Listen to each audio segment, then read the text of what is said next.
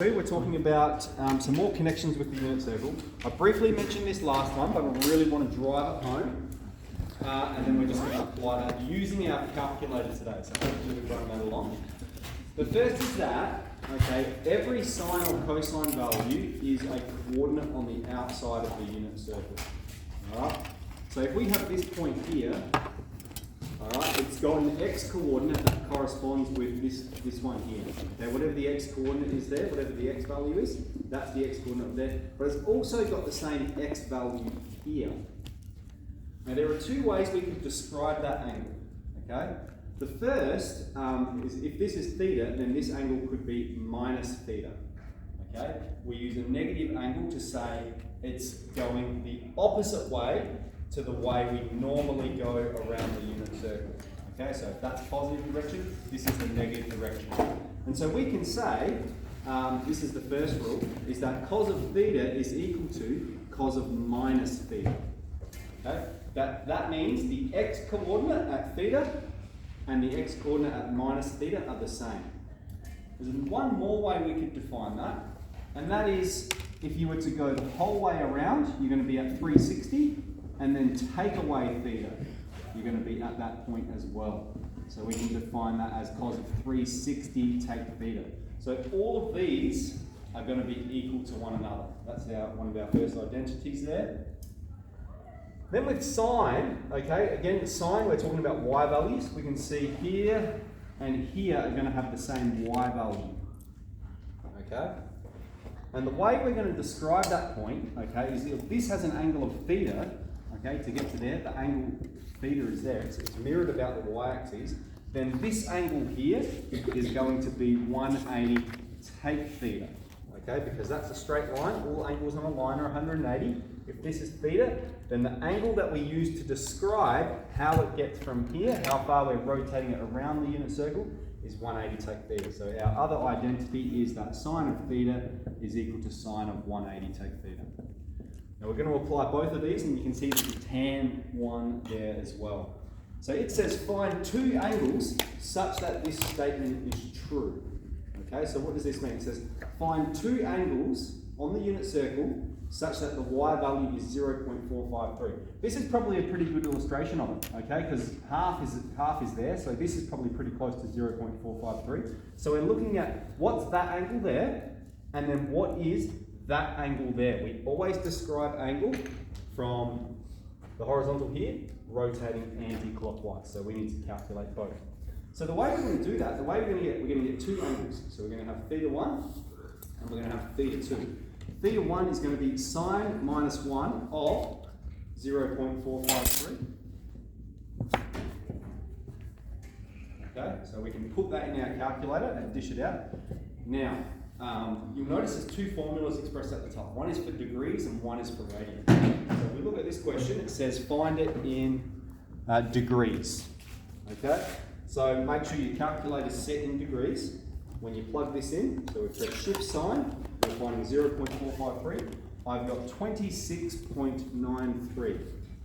Okay? I've written to four figures, and then let's round it to the 3. That's going to be 26.9 degrees. Okay, that is our first angle. So that means this angle here, okay, again, thinking about it in context, this angle here is going to be 26.9. And so if we're going to find this angle here, the second angle, it's just going to be 180. I'll just write here. Theta 2 is 180. Take away the first angle that we found, which is 26.9, and we've got 153.1, and so to three significant figures, 153. Okay, so we found the two angles. All right, this angle from there to there, 26.9, and then this angle, okay, 153. Okay, question B. Any questions about A first? Question B says in radians. So now we're going to need to change our calculator over to radians. And we've got cos theta is minus 0.921. So that means theta is going to be cos minus 1 of minus 0.921. And we've got theta 1 is 2.74 radians. Okay? Now because the question's asking in radians, we need to use the formula in radians. So up here, I've expressed all of them in degrees, but whenever you see 360, that's just 2 pi. And whenever you see 180, that's just pi. Okay, so it's very easy to convert between the two. So that means our θ2 here, our second angle, is going to be 2 pi, take away 2.74. Put that in your calculator, and I've got 3.54 radians.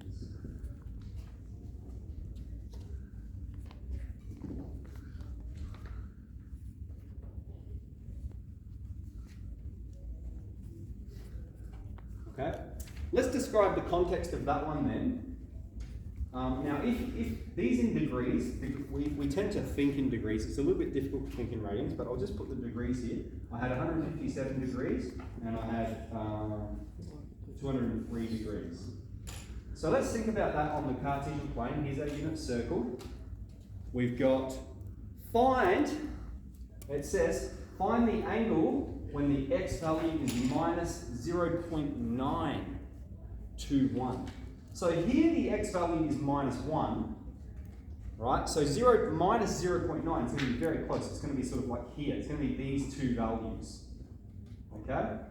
And that angle there is pretty evidently 157 degrees. It's greater than 90, but less than 180.